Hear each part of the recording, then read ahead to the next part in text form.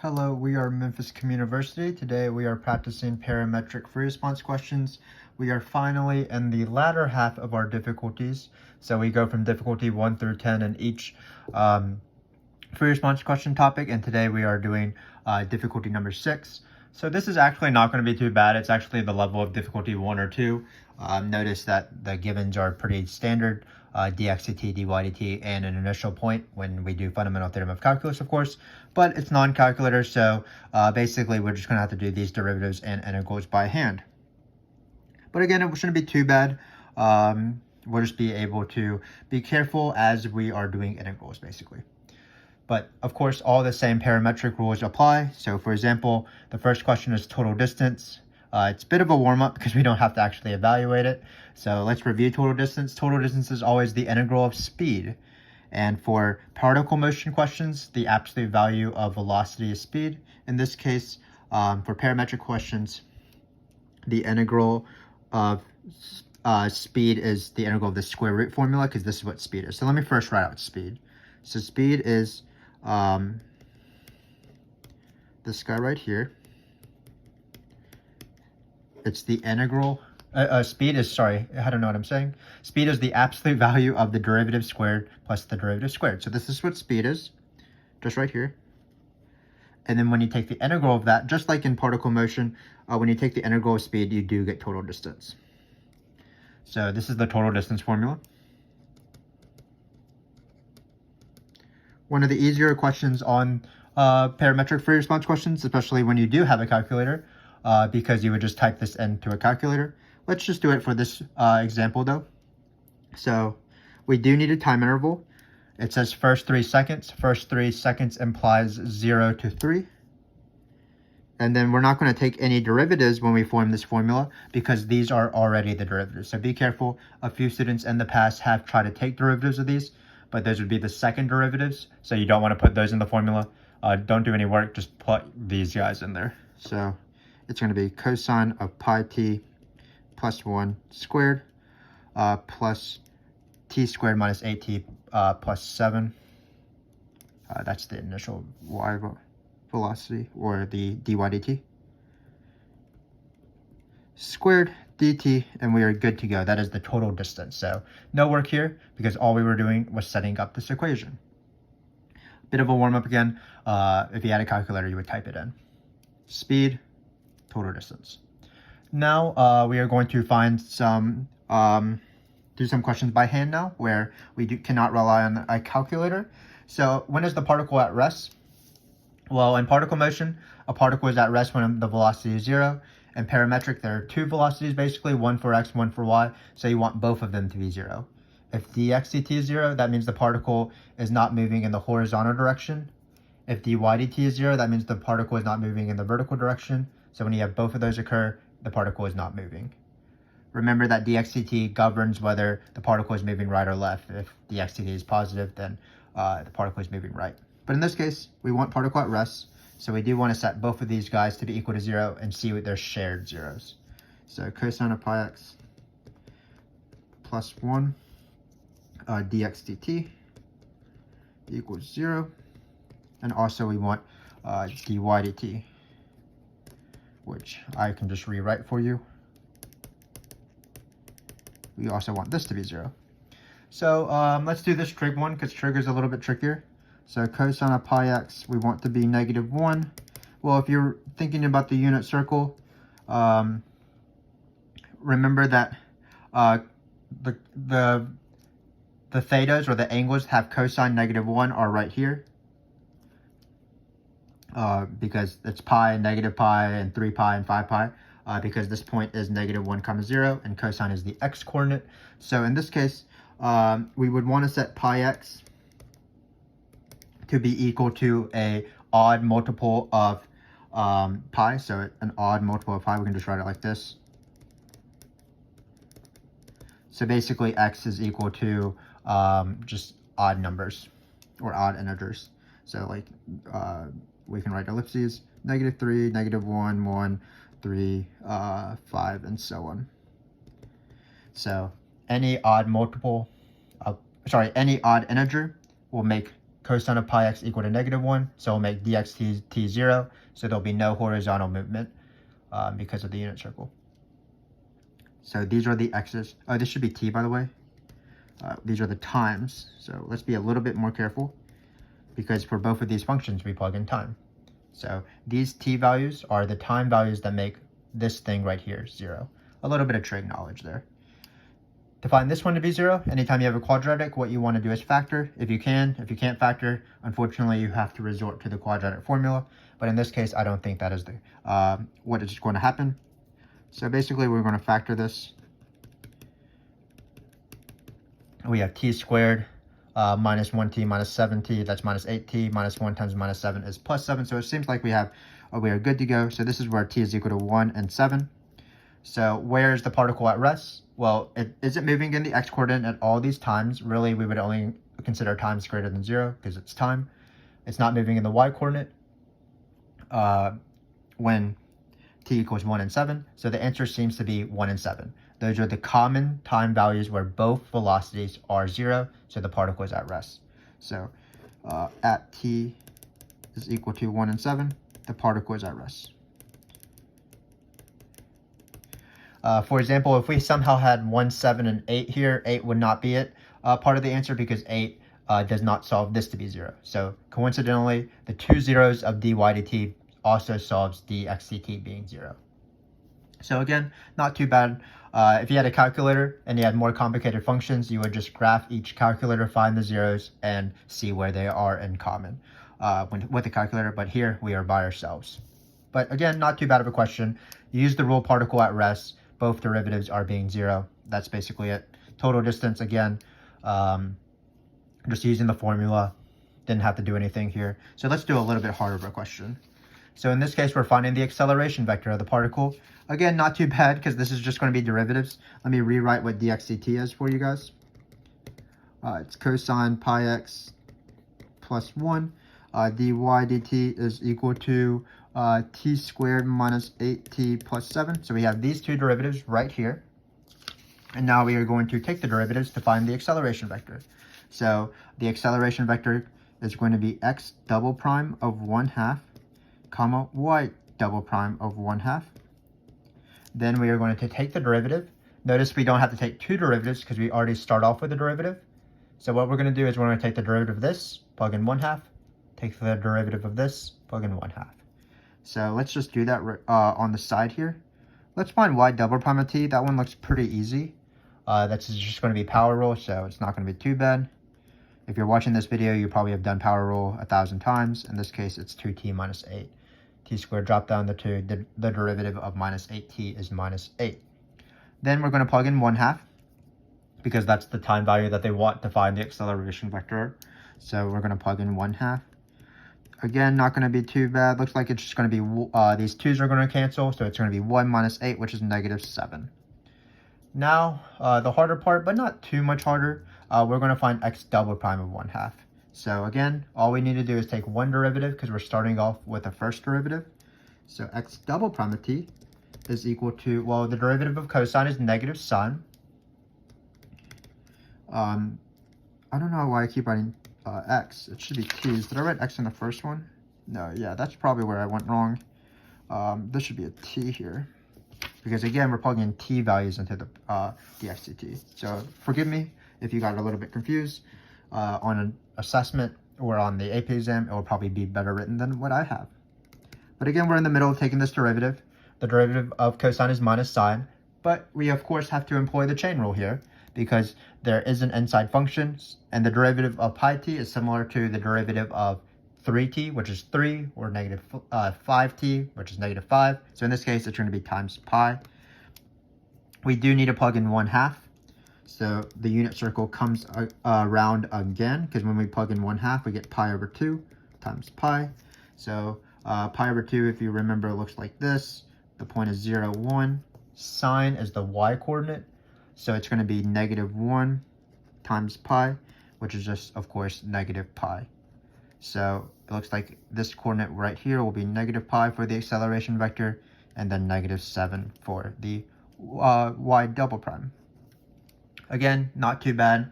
If you had a calculator, you wouldn't have to do any of this work. you would just take the derivative, a single derivative of each of these guys individually, and use derivative at a point using our calculator. But even if we didn't have a calculator, it wasn't too bad, just taking derivatives. Now we have to do the opposite. We are going to find integrals now. So let's rewrite these functions again one last time. So we're trying to find the position at time t equals 0.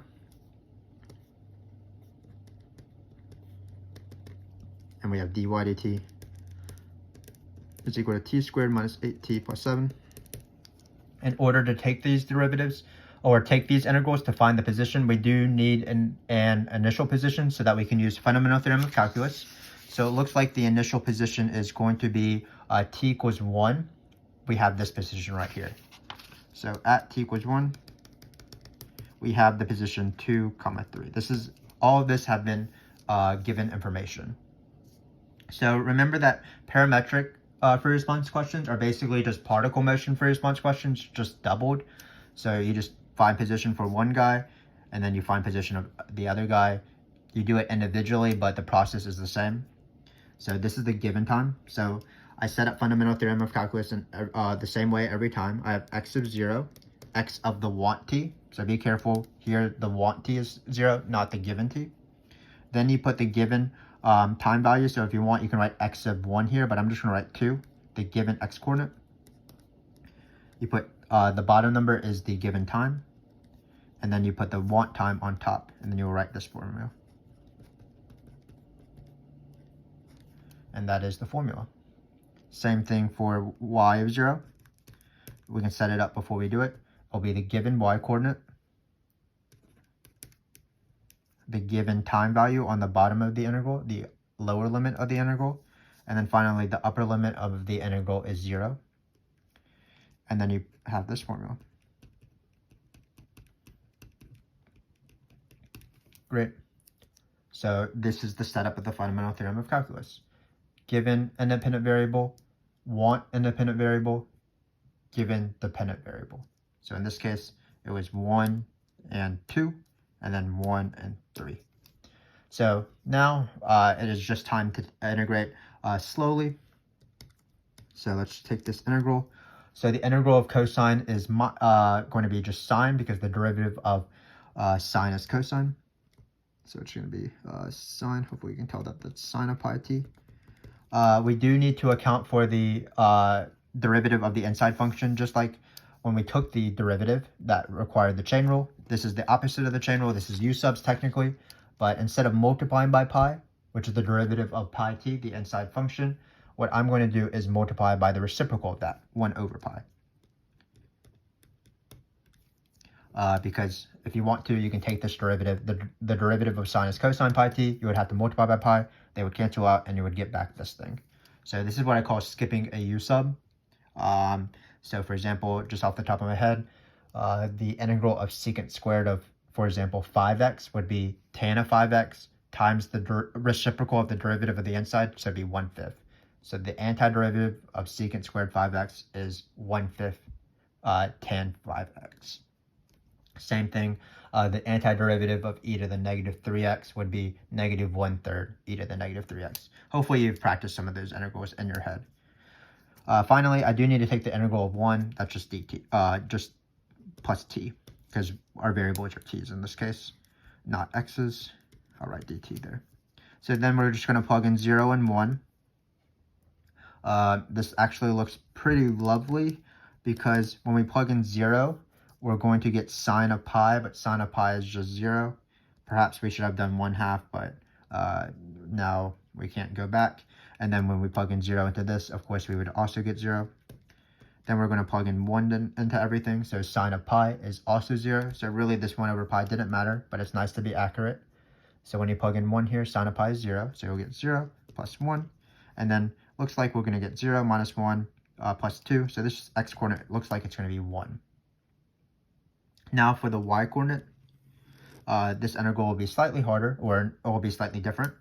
It's just going to be the power rule though. So what's the integral of t squared? Well, you add 1 and flip the new exponent. What's the integral of minus 8t? So this is technically to the 1, so the new exponent would be squared, and then there would be a 4 in the front. the derivative of this is minus 8t. And then similarly, the antiderivative of 1 is plus 7t. And then we are going to plug in 0 and 1. Just like the other one. Be careful, when you plug in top minus bottom, do not do 3 plus is not involved in top minus bottom, 3 plus is on the outside of everything. So we're going to plug in 0 into all of this, and then we're going to plug in 1 into all of this, and then at the very end add 3. So be careful with that. But again, just like the other one, 0 is a nice number, because when you plug in 0, you'll just get 0. So we can write it as 0 minus 0 plus 0. And then when you plug in 1, we'll subtract this again. 1 is a little bit trickier, but it's still not too bad. 1 cubed, 1 squared, and 1 are all 1, of course. So we get 1 cubed minus 4 plus 7, I believe. So we have to do a little bit of math, but it won't be too bad. Looks like 3 plus 7 is 10. Oh, let's actually be more careful because there's a minus here. So let's just try to simplify this thing in the parentheses. So it looks like you're going to get 1/3 minus 3. Or sorry, 1/3 plus 3, because negative 4 plus 7 is 3. So again, as you can see, it's very easy to make mistakes here. Let's just be more careful. So negative 4 plus 7 is 3. 3 plus 1/3, so 3 is 9/3, so it looks like we're going to get 10/3. And then finally, 3 minus 10/3, well, again, 3 is 9/3, so we're going to get negative 1/3 here. If you wanted to distribute this out, you would get a negative 3, and it would cancel out with this 3. So we have the point, and that's the position. Again, not too bad. If you had a calculator, you would have been able to just type in these integrals, but they were doable by hand. We did set up fundamental theorem of calculus, of course. That was the most important step. We do have to do the equation of the tangent line, though, so we have one last step. For the equation of the tangent line, you need a point and a slope, like normal, where the slope is the derivative, because it's the word tangent. So here we have a point already. Keep in mind that it's not the point 2, 3, which is for time is equal to 1. We want to find the point that we just found, time is equal to 0, so it's going to be 1 and negative 1/3. And the slope, well, there's multiple slopes, of course, multiple derivatives, not slopes, but multiple derivatives. There's dx dt, dy dt, and there's also dy dx. Well, the slope of the tangent line is dy dx and parametric bricks. So we want to find dy dx. That's going to be this derivative divided by this derivative.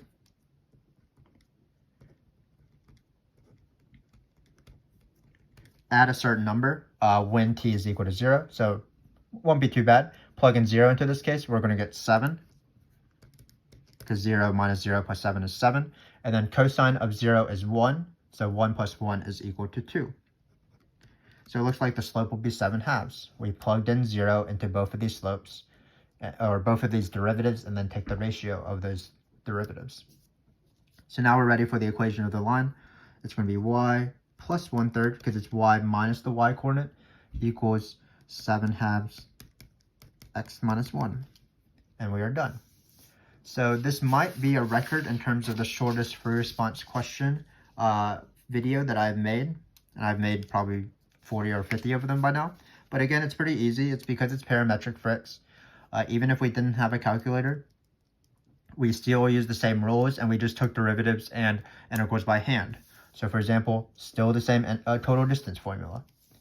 For at rest, we did have to find where both of these derivatives were 0 by hand, but that's the rule. When is a particle at rest? And parametric, when both velocities are 0. In this case, we had to do a little bit of unit circle action, but it wasn't too bad. And factoring action was easier than that. The particle is at rest at the common zeros of these two guys. Then, of course, we did have to take derivatives by hand to find accelerations, but again, it wasn't too bad. We only had to take one of them because the derivatives were already given. So the second derivatives were just a single derivative away. Try saying the word derivative 20 times fast. It is really difficult. But again, all we did was we plugged in 1/2 into these derivatives, and we used the chain rule, of course, if necessary. Then we wanted to find the position of the particle at time is equal to 0. In order to do that, we set up fundamental theorem of calculus just like normal. Given time value, given x coordinate or y coordinate, and then want time value. And then for these questions, we just did the integral by hand. It ended up being not mattering that this was the chain rule, but this antiderivative is technically 1 over pi. Top minus bottom, just like normal when you plug in these numbers. And then we got the position. Finally, we did need to find the equation of the tangent line, but we already had the point. So all we needed was the slope.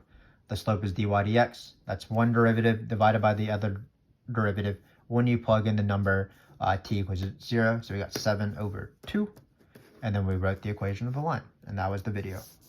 So I hope that you would come back, and as we do difficulty 7, 8, 9, 10, all those free response questions will be non-calculator, just like this one. They'll be slightly harder, or you might be dealing with harder functions.